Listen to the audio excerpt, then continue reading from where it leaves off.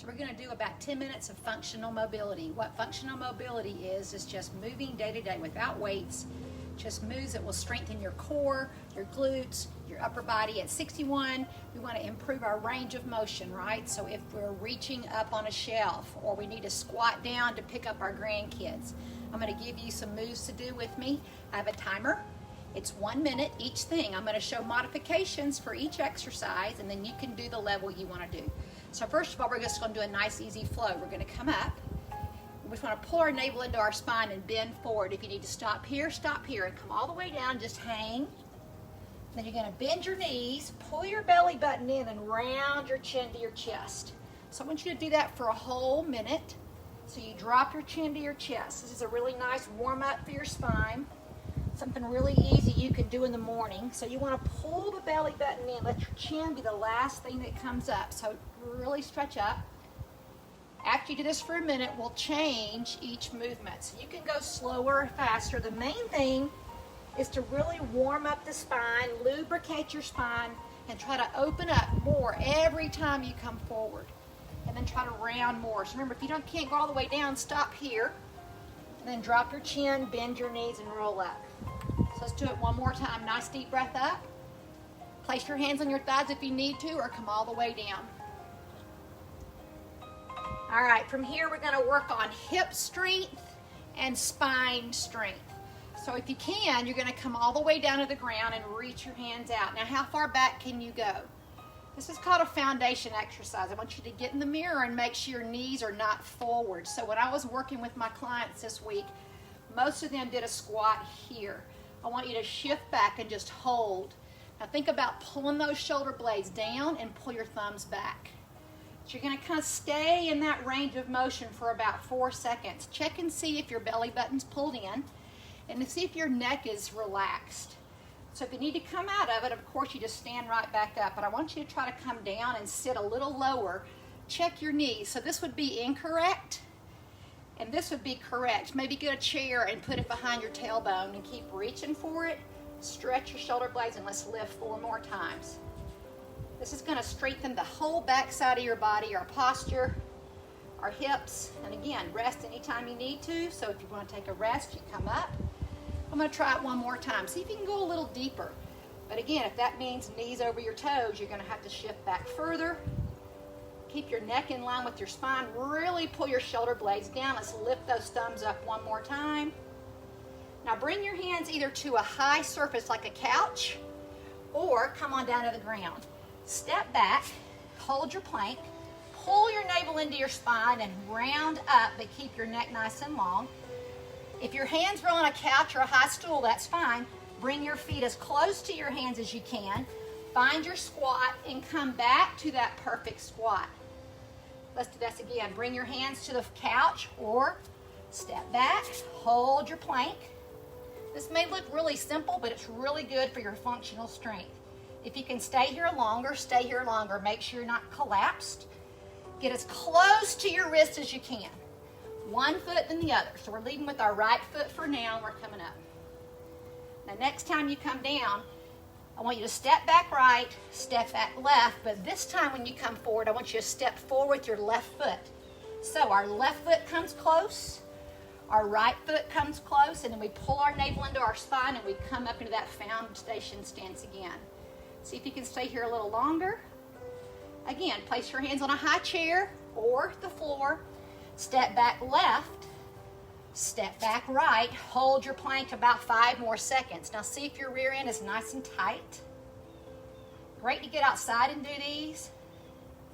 Now bring your left foot back to your left wrist, your right foot back to your right wrist, and then bring it back up. And you're like, I can't do that. Well, then that's fine. Bring your hands to a higher surface, and as you do it more, it'll get easier. Let's do it one more time. Hands on a chair. This time our right foot comes back. Our left foot comes back. We pull our shoulder blades down. We squeeze our seat. We pull our chest out. We try to get our right foot close to our wrist.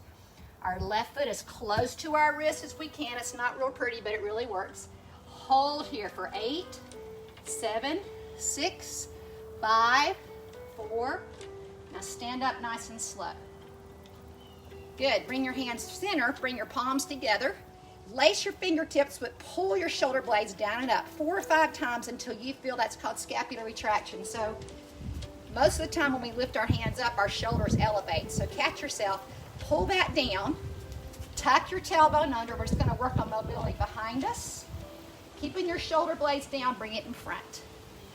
So you want to avoid, get in the mirror and make sure you're not lifting the shoulders. We want to mobilize our shoulders. I was finding, working with my clients this week, that most people don't have the range of motion they need anymore. Now stay here, keep your shoulders down, take one hand front, one hand back, and I want you to twist like you're reaching behind you in the car to grab your grandbaby. And then come back up. Keep your shoulder blades down and then twist the other way. You're just checking to see if you've got equal motion on both sides. So lifting up, reach again. Big, huge twist. So as you do this, try to keep your hips center. One more time. That nice big twist. And then come up. All right, this time we're staying. We're going to reach back. Put this back hand on your hip. Bend your knees and lift all the way up. Pull your shoulder blades in and lift back and straighten your legs as far as you can. Should feel really good. And then come back up. Change sides. Let's reach the hand behind. Place your hand here. Pull your shoulder blades back. Lift up, straighten your legs, reach up. So now we're going to do both hands, lace them one more time. See if you can go a little further back, check your shoulders, they tend to go up, right? And open. Now roll your palms down towards your head. Keep your feet really tight, get your fingers pointed together. And we're going to squeeze and push our hip out to the right, but we're leaning to the left. Now we're going to stay here. Check in the mirror. This hand tends to lean away. Squeeze your ears. This is our IT band. This is what's really tight for us girls because we have that Q angle, right? Can you stay a little longer? Maybe go a little further out and then roll this armpit up to the sky. Now squeeze your rear end and come up really slow. That's the hard part. Check and see if your shoulders are elevated, which they probably are. Try to pull them back down and then go the other way. Now you can do this 5 or 6 times, but you want to watch that trailing arm. Keep it squeezing into your ear.